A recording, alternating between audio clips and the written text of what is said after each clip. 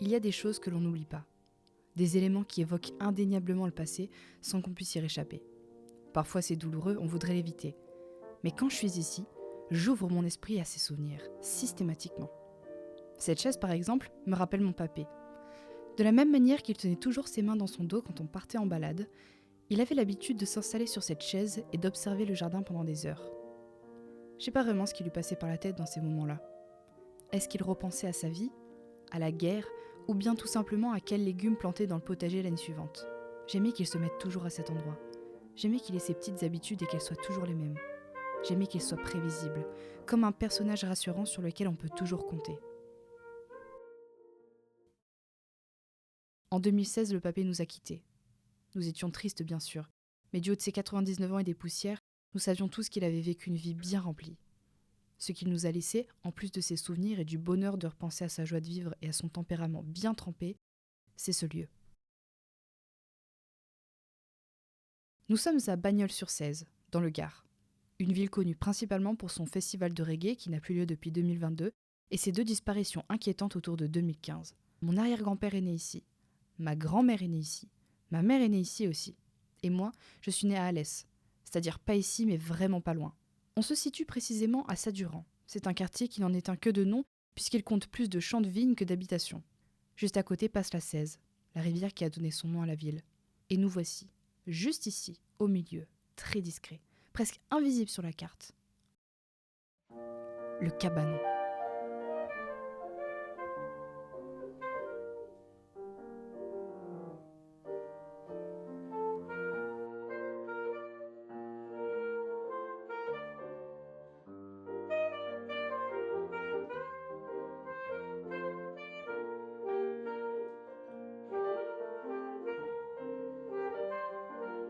Cet endroit, si tu veux, c'est le côté campagne de ma famille, puisqu'on habitait quand même dans le centre du village de Bagnols-sur-Cèze.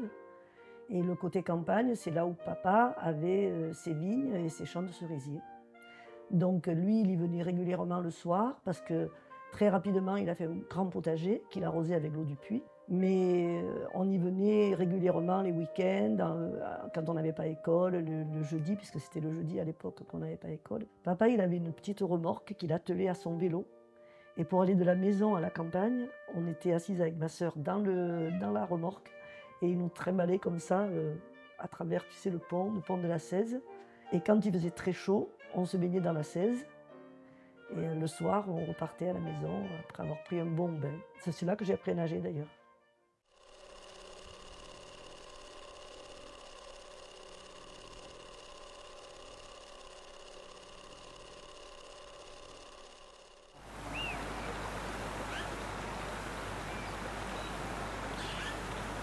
Cette campagne, elle était rythmée par les saisons. Donc il y avait la saison de la cueillette des cerises, puisque papa avait des cerisiers. Et puis après, c'était rythmé par les vendanges à l'automne. L'hiver, c'était un peu plus mort, on y venait moins régulièrement parce que ça présentait moins d'intérêt. Les récoltes, moi j'aimais bien monter sur les échelles, ramasser les cerises. Tu vois, je donnais un petit coup de main quand il y avait, mais c'était plutôt pour le fun, quoi. Tu vois, parce qu'il y avait des dames qui étaient embauchées pour ramasser. Vraiment, c'était une grosse récolte que papa expédiait après sur Lyon. Il allait les emmener chez un transporteur et ces cerises partaient sur Lyon. Et les vendanges, il les menait à la cave coopérative avec son tracteur. Le papé avait hérité de ses terres par sa famille après son retour de la guerre.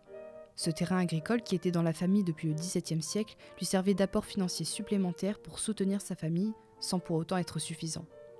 Mais le papé adorait le travail de la terre. Il y passait beaucoup de temps. Alors en août 74, il a fait construire un petit cabanon sur le terrain. Il a voulu construire pour une raison un peu précise, si tu veux. C'est qu'entre la récolte des cerises du mois de mai et les vendanges du mois de septembre, il s'installait carrément dans cette petite maison. Ils avaient le double de frigo, ils avaient la machine à laver, ils avaient tout. Donc ils s'installaient là pour ne pas retourner vivre en ville et ils vivaient à la campagne des cerises aux vendanges. Et quand les vendanges étaient finies, ils repartaient vivre dans Bagnols. Ça leur faisait un dépaysement d'1 kilomètre, hein. C'est pas loin.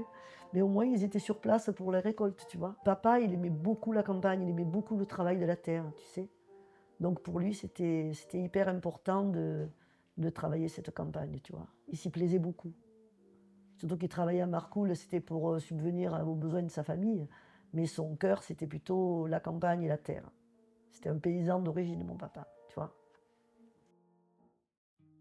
Lorsque ma grand-mère m'évoque ses souvenirs, je suis frappée par leur ressemblance avec mes propres souvenirs du lieu.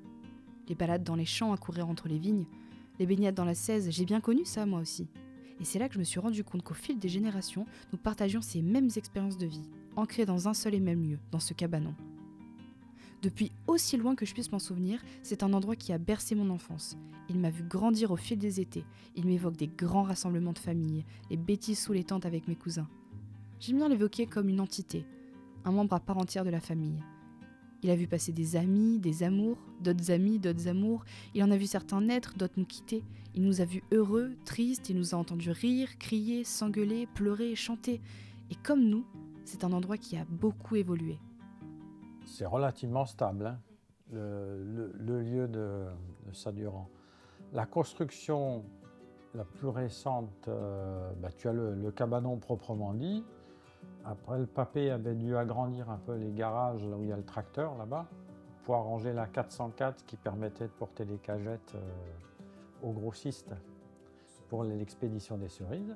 Et la principale évolution, c'est quand le papé a voulu s'installer dedans, il avait fait installer le chauffage central. Ah ouais, après, ça c'est lié, quand papé est décédé, c'est maman qui a hérité de la maison. Et du coup, nous, on avait de suite le projet de le rendre plus confortable et un peu plus grand, comme il n'y avait qu'une pièce. Donc on s'est dit, on va le surélever, ça nous permettra de faire une pièce supplémentaire. Et en même temps, ça permettait de me faire un niveau refuge en cas d'inondation. Ce projet-là, on avait rêvé de le faire en ossature bois, parce que ça, c'était un vieux rêve d'une maison ossature bois qu'on n'avait jamais pu construire, et que là, on pouvait mettre en œuvre.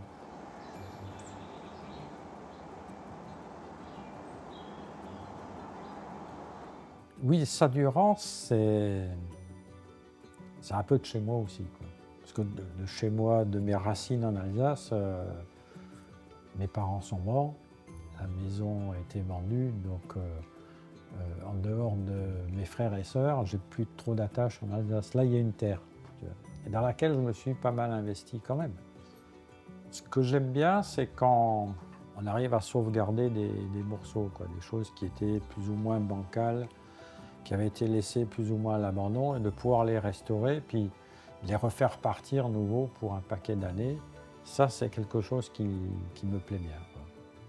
Parce que tu as l'impression d'être utile et que tu préserves une partie du patrimoine. Puis ça m'oblige à bricoler, à faire des trucs que je n'ai pas toujours fait. Donc tu as toujours la satisfaction d'avoir réalisé quelque chose et puis que ça laisse une trace. Et je me souviens que papé essayait de transmettre, tu vois, du temps de son vivant. Il ne le faisait pas de manière ouverte, tu vois, en disant à ma mort, faut que tu... Petit à petit, il te montrait comment fonctionnait la pompe, où se trouvait telle chose, où se trouvait tel élément, enfin, faire péter le tracteur pour que tu vois comment ça marche. C'était la façon à papé de transmettre des messages, enfin voilà, c'était sa part de testament qu'il te transmettait comme ça. Voilà. C'est tout ce qui me reste en culture. Ah ben ça me fait un peu le cœur, ça, tu vois.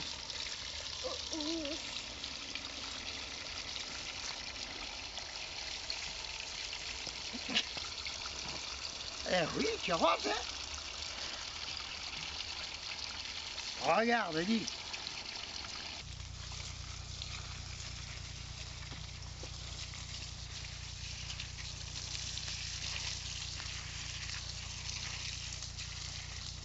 Tu aides papé?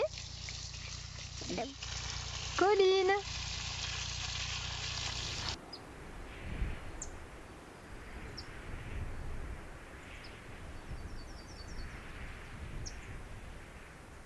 La transmission. C'est bien le terme que cette histoire m'évoque.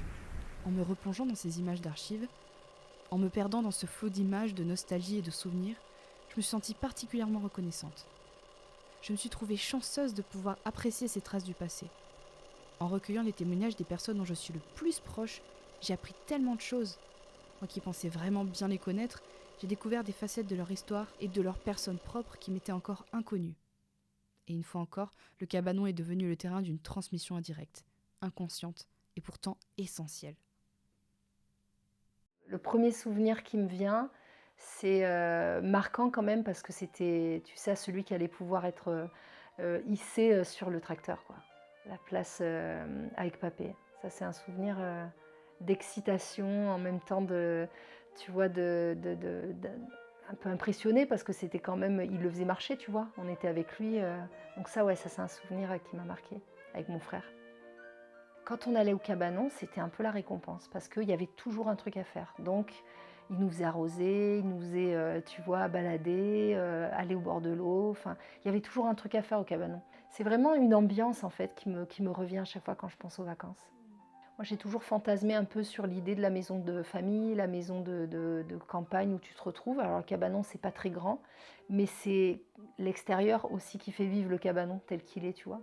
Donc, c'est vrai que la chance qu'on a eue, c'est de pouvoir aussi, nous, dans nos générations, en profiter avec les amis. Et ce qui est marrant, c'est que dans ce partage-là, tous les amis ont une image très affectueuse du cabanon en fait, parce que c'est aussi des moments où en famille, d'abord sans nos enfants et ensuite avec nos enfants, on a aussi pu partager des grands moments, des anniversaires, des étapes, tu vois. Donc c'est vrai qu'il y a aussi tous ces souvenirs-là.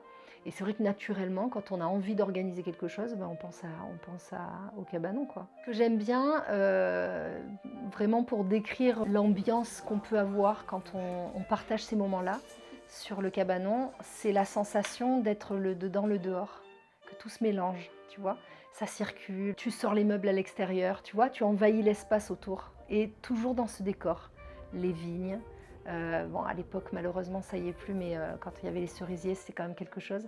Mais cet espace autour. Et il y a même un truc qui m'a marqué et qui est toujours là parce que c'était presque indispensable. C'est la clochette qu'il y a à l'entrée du petit portillon. Ça, c'est un truc au niveau du son.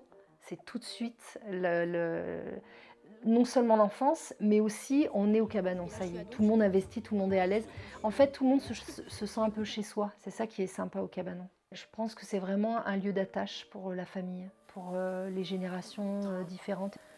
Ça nous habite un peu tous et puis on y a tous vécu quelque chose. Donc c'est clair qu'au niveau du lien familial, je pense que le cabanon, ça représente quand même le lieu où on se retrouve, où on se rencontre, où on se repose, où on se réfugie, où on prend un peu de recul. Donc je pense que ça, c'est vrai que c'est un peu le fil rouge quand même au niveau de la famille.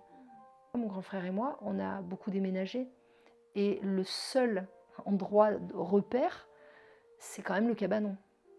Donc c'est vrai que le jour où on sera coupé de ça, de ne plus pouvoir se dire spontanément d'aller au cabanon, ouais, il y a une partie de ma vie qui va un peu s'effacer, quoi. Parce que c'est quand même un endroit où tu te sens chez toi, quoi. Et moi, je me suis pas toujours sentie chez moi, même là où j'ai vécu. Parce que c'était un peu déraciné, il n'y avait plus le même environnement. Et la seule chose qui est constante, c'est le cabanon. La seule chose qui est constante, c'est le cabanon. Dans nos vies mouvementées, pleines de hauts et de bas, qui se croisent et se séparent.